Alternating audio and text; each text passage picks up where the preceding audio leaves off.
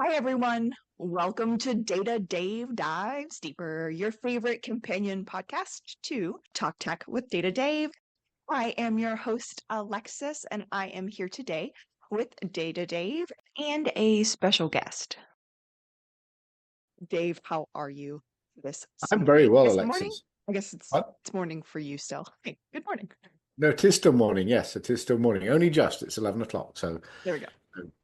So yes, and we're here today with a guest, Taylor Hersom, who is the founder of Eden Data, working in security and some other things. So, good morning, Taylor. Welcome to Data Dave's Dives Deeper with Alexis and I. Dave and Alexis, thanks so much for having me. I appreciate it very much, and thanks to the viewers that are listening to the show. Forgive my sweater; it's cold here in Austin. We were just talking about that, but I know it's probably not as cold as other places. But to us, we are wimps. I was just about to say you're in Austin too. That's where Dave is. Our listeners, I think, know that. That's where Yes. D330 is headquartered.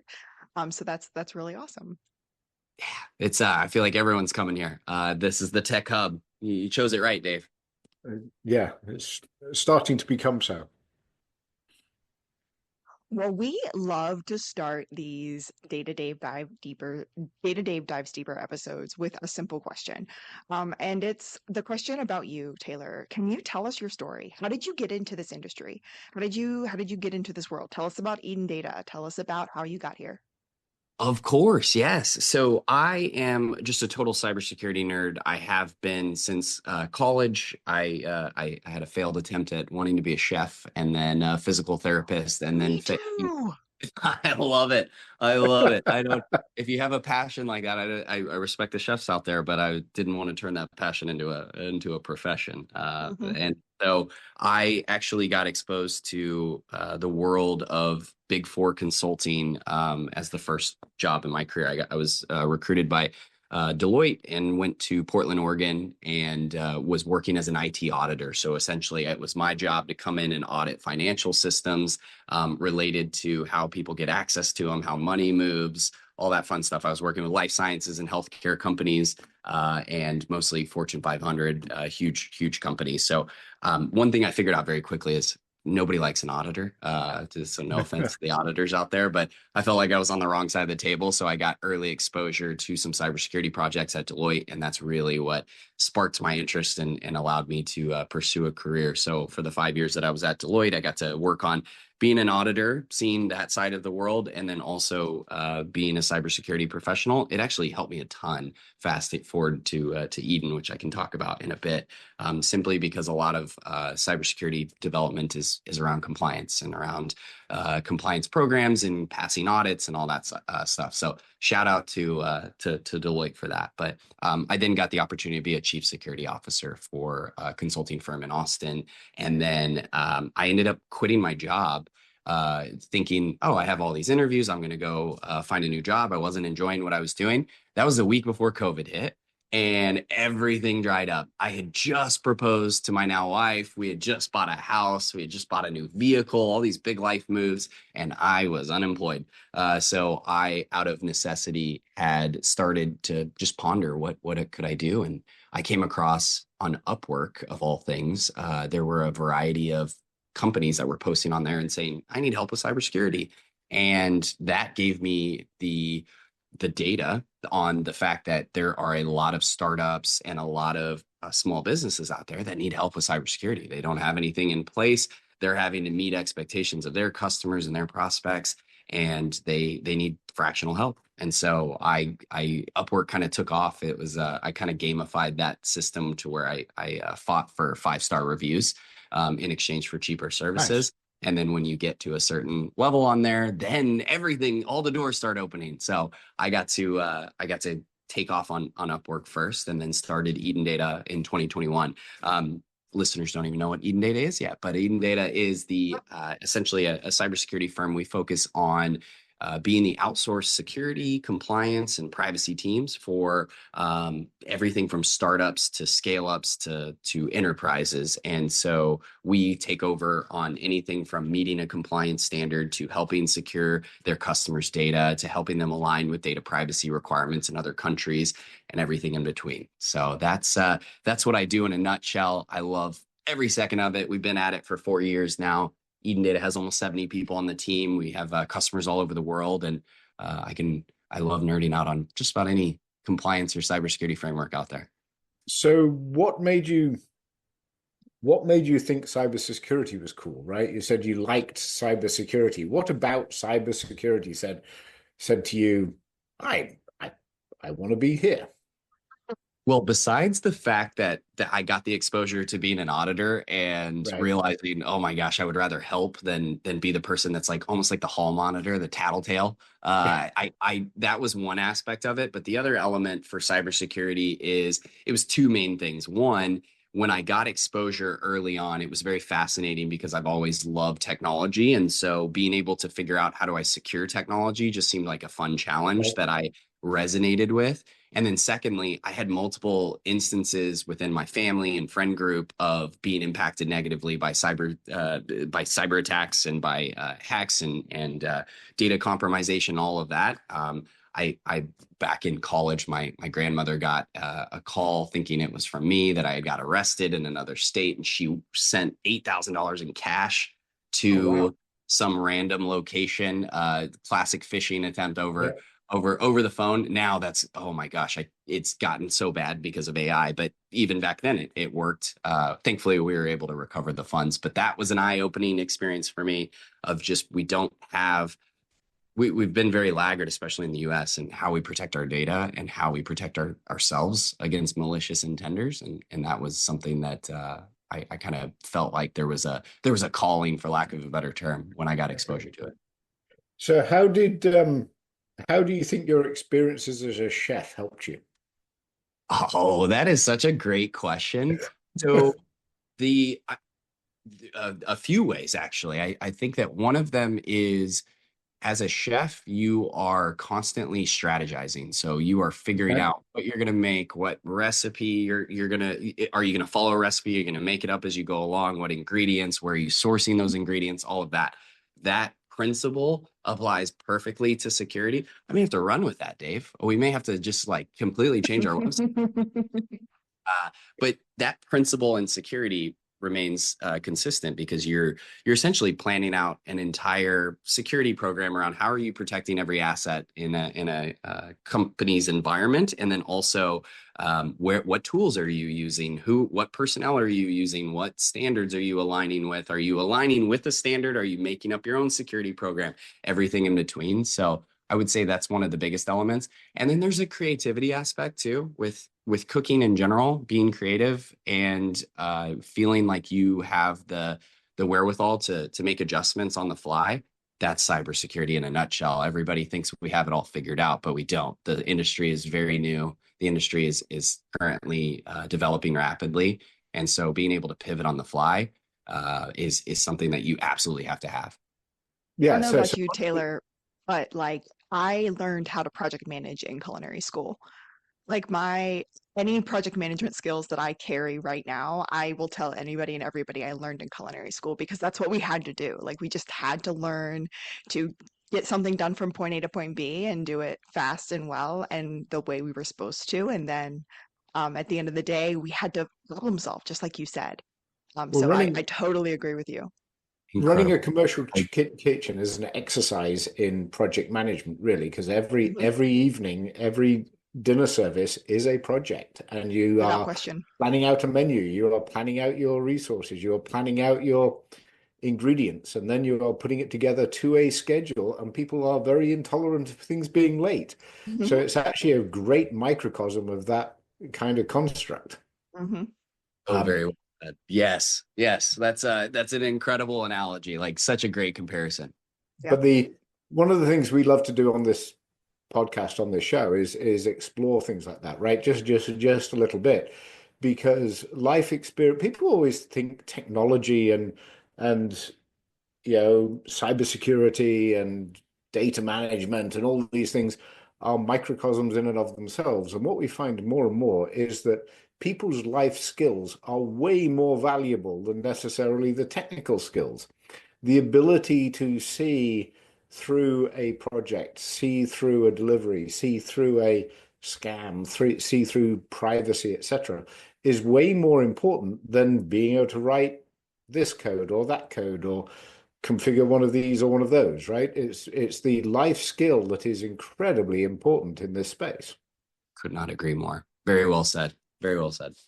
So that's why I wanted to drill down into that. And we've had what? We've had pilots, we've had musicians, we've had all kinds of people. Librarians, That, biologists, right. people who started in areas that you would never, you would never like start with thinking they were data people or they were tech people, and then all of a sudden they're like, oh, yeah, this is my life now. This is how I got here, and This is how we got So to. it's kind of amazing. And this is why I love it, and this is how it joins together, because it does all join together, because this is all it's all part and parcel in life and in the way that we operate, not only as professionals and as organizations, but also as individuals.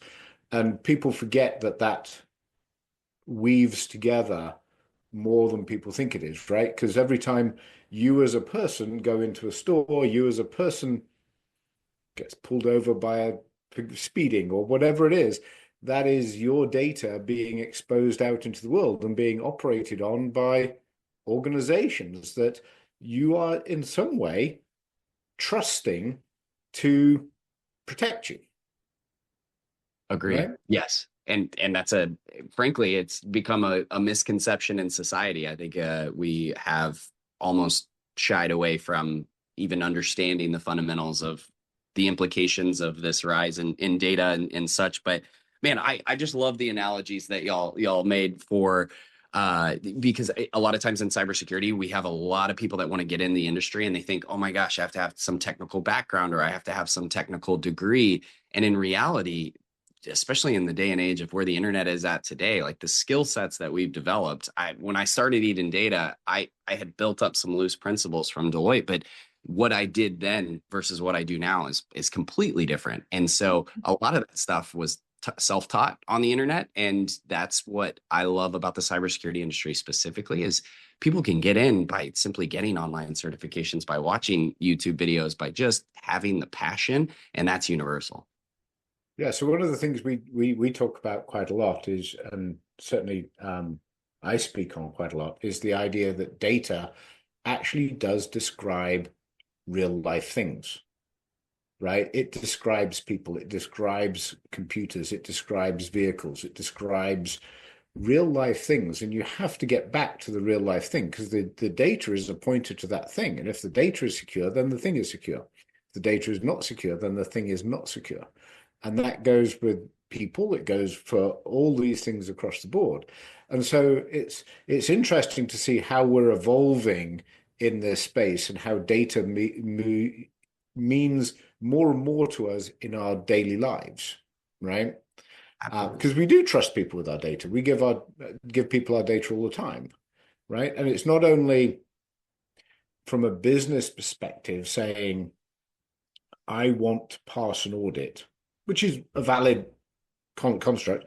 I want to pass an audit because I'm going to be audited and I need to make sure that I am following appropriate restrictions that my data, the data that I am a custodian of for my business, right, is actually treated as per the legislation. But is that really enough?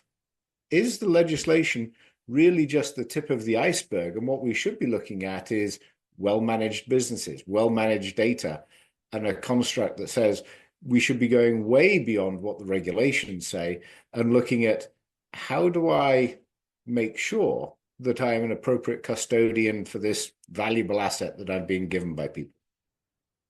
Very well said. The regulations themselves are meant to be a starting point, and a lot of them still don't even exist. Look at the US, for example. We don't have federal data privacy laws. We have state level, but they are meant to start enforcing and getting people to accept the fact that data security is important. But in reality, that we're quite laggard in regulation in terms of what it enforces and who it enforces for. And that has put us in quite a pickle because of what you just said, Dave, where we've been giving up our data for years, but now we're on the spectrum of what is appropriate versus what is not. When we have this rise in AI and it's impossible to get on the internet and buy a product or get on a website or participate in a service without giving up some kind of data at this point. And so it's like, at this point, we have to understand what we are drawing the line on, both personally and professionally, as companies and as individuals. And those are sometimes in unison, sometimes two very different things. So let's peel it back a little further, right? So you said it's impossible to get on the internet, it's impossible to buy something on the internet. I'll go further than that, right? I pretty much think it's impossible for me to leave my front door without me giving up some of my data. That's eerily accurate. Yes. Because as soon as I leave my front door, my Ring camera goes off and notices the fact that I've just walked out of my front door. So that image has now gone to Ring. So they know that I've left my house, right? If I get in the car, I'm going to buy gas at some point. I put new tires on my truck the other day, right? All these things is a digital footprint, right? And this is argument, just Dave, life. though, is like moot, though, because we're not even talking about cell phones at this point. Oh yeah, You've given away your privacy the moment you woke up and turned on your cell phone. I don't want to say you've given away your privacy, but you've created data by turning on your cell phone. Exactly. But I was going in, Yeah. I was trying to go further. I was saying we don't have to interact with a piece of technology. We could go back to the technology of 20 years ago, right? When we weren't all carrying cell phones, but we are buying gasoline to put in our cars. We are buying clothes at the store down the road. We're buying groceries. We were members of different purchasing clubs in grocery stores and different things. And this is all collecting data. So even when we're not interacting with a piece of technology, yes, everybody expects pick up a cell phone. You are going online, you're creating that digital wake, if you like, that digital footprint. But it's bigger than that. It's actually everything we do. I think the only thing I can do that doesn't create a digital footprint is take the dog for a walk. Yeah. Without your phone. Without my phone. Out your back door. It doesn't have a camera. Out the back door, yeah, right? Exactly. It's truly unreal where we've gotten to. And we talk about these, for example, the regulations on things that you can and can't do with data. You get on websites and you can technically consent or not consent in sharing data, but there are flaws in that model for a couple different reasons. One is right now we don't have enough enforcement for the businesses that are not doing that. And so what are the repercussions? They're going after the regulators are going after the biggest companies in the world, not the random one-off websites that are e-commerce platforms or something similar that don't have any way to turn off data collection. You also have the issue of, I think we've all experienced this. You talk about mittens with someone and suddenly your Instagram or your Facebook or something is advertising mittens to you. That is incredibly evasive, and there's just no invasive. Sorry. There's no real enforcement. There's not even the ability to turn that off on your phone. Like, that's just crazy to me. So from the cybersecurity world, whose responsibility is it to protect this? Oh my goodness. I will potentially cause strife between parties that believe different things, but in my mind, at the end of the day, it is ultimately going to be our responsibility. It's something that, while data can't be held, it is something that we own on ourselves. It is something that is in our big, beautiful brains that we can choose to disclose or not disclose. However, you now have you have yourself sharing, your family member sharing, your friends sharing, the services that you use sharing with other services. You got third party, fourth party, fifth party involvement. So the world has just become a more connected place, and it makes it harder and harder to enforce. So I treat this as the same way I would when protecting a business asset. You're building a kind of a data privacy program for yourself to limit the risks that you care about. And there are ways to do that. There are ways to mitigate. You usually can't remove a risk entirely, but you can focus on the things that are substantially risk to you and ignore the things that are not. So I'm going to drill down just a little bit on that. You said it's our responsibility, right? Yes. So who is us? Who is our? Ooh, great clarification. So I actually mean that as a two-pronged answer. One is me, myself, caring about my own data and protecting myself.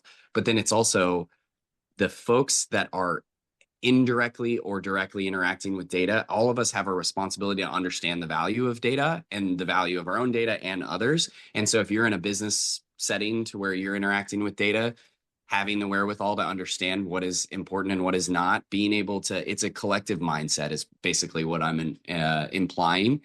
How it having a basic understanding of why we are having this conversation in the first place and why data is important, and then using that in your judgment and how you interact with data in the world. That is what I was referring to. So, and I think I agree with you. What you're saying there is that we, as individuals, as participants, with whatever role we are playing in our lives at any point in time, need to be responsible to the data that we are giving and responsible to the data that we are using in a morally defensible manner. Let's put it that way, right? Yeah. Okay, I'm going to ask you both a very loaded question. And I'm going to carry the right to cut the answers out of the podcast if you guys want me to. If you had to give our listeners one piece of advice to what Taylor just said, it is my responsibility as me to protect my data, to protect the data about me, to protect my privacy. What's one piece of advice that you would give our listeners? The one action that they can take to help themselves take that step to protect themselves, to be mindful of what data they're creating, of the privacy that they're giving away. And I'd love to hear an answer from each of you on that one. Dave, you want to go first? Okay. I'm going to be a little bit profound. Right? I like profound. That's something we do on this podcast pretty regularly. I'm going to be a little bit profound on this one. I'm going to say, do to others as you would have done to yourself. I like that. And do to yourself as you would have others do, etc. Right? So reflection as well. And my point there is be responsible, right? And be responsible and think. We've got this habit as people as thinking I have a different role. I'm a different person when I'm in my business to I am as an individual. So what I should be thinking about isn't just how do I give my data and how I minimize my data, but I should also be flipping myself around and saying I should be treating the data that I am a custodian of in my business in the manner that I want my data to be treated. Right? And I think we all need to look at that with introspection across the entire band of society and start to think about what should the statute of limitations on this data be? Has the data expired? If somebody pulled data from my 20 years of history or 30, 40 years of history, right, and used it, would I be happy about that? If I wouldn't be happy about it, then I should be treating other people's data with the same statute of limitations and the same consideration. I like that a lot. It's kind of there's a tie to how you treat someone's physical possessions or property, it's very similar mindset. I like that a lot. So my answer would tie to that, Dave. And Alexis, I feel like on my end, all I'm asking from folks that could be changed right now is a shift in mindset. Because if you think about, a lot of people just don't understand data privacy. They don't understand that this is important. By simply shifting how we are looking at data and how we understand what it is and why it's important, that allows us to make better decisions in our lives. It's very similar to you go and you pick out that beautiful fiery red Camaro, and you take it off the lot. And from then on, all you see is red cars, right? Your mindset has shifted. You are seeing red cars everywhere. You are seeing other fiery red Camaros. Your mindset has shifted. That's all that's happened. And you now have a little bit of a different perspective of the world. And that is exactly what we as cybersecurity professionals are asking for, because that will go a long way in how you look at something and how you make a decision about it. And it applies to this just as it applies to many other principles in life. So just as easy as the idea of if you in my life, it was when I started this job and I started to started this podcast, started to learn more about my data, and I got those notifications when I got a new app that said, "Do you agree to our privacy policy?" The first thing I did was go look at the privacy policy before I say yes to it. And that was something that I started doing because I started talking to Dave about these topics. And so it shifted my mindset. And so your hope is that people will start to be aware so that they will start to realize things like that. Is that what you're saying? Yeah, very well said. Okay. And take that example, even going one layer above, which is simply looking at these services that are so readily available to us and understanding if we actually need them. Like, we got into this mindset as a society that we could download any app off the App Store and share our data. And that has become rampant. I don't know if y'all saw all the stuff coming out with DeepSeek specifically, but the competitor firm that has from China that has come out with LLM and services around that. It was one of the top downloaded apps on the App Store.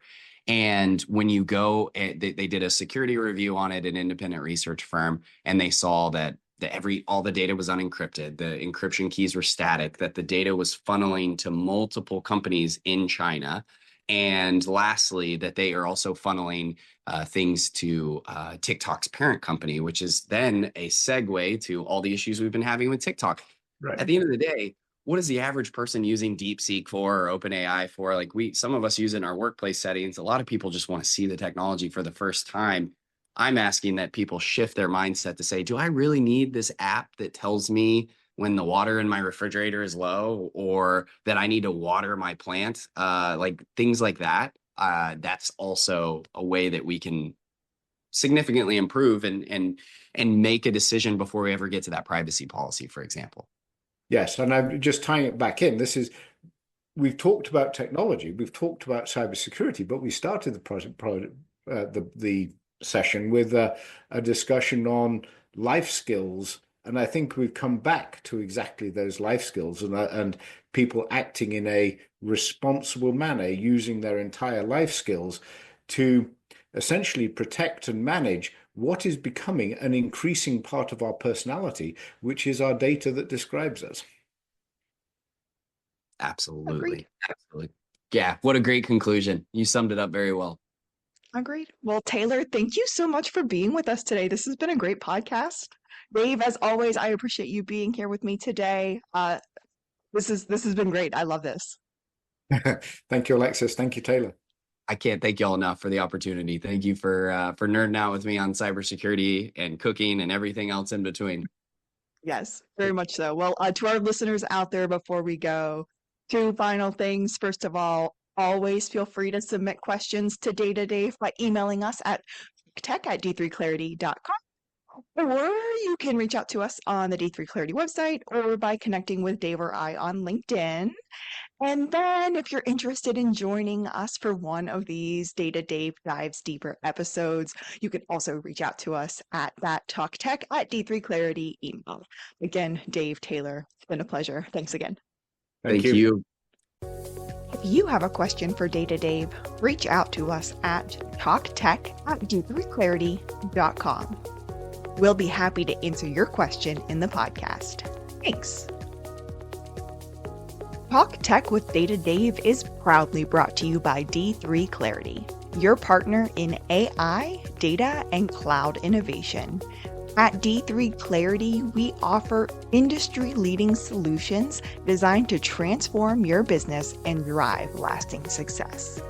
From tailored consulting services to cutting-edge technology strategies, we're here to take your operations to the next level. Ready to unlock your tech potential? Learn more at d3clarity.com. And a special guest.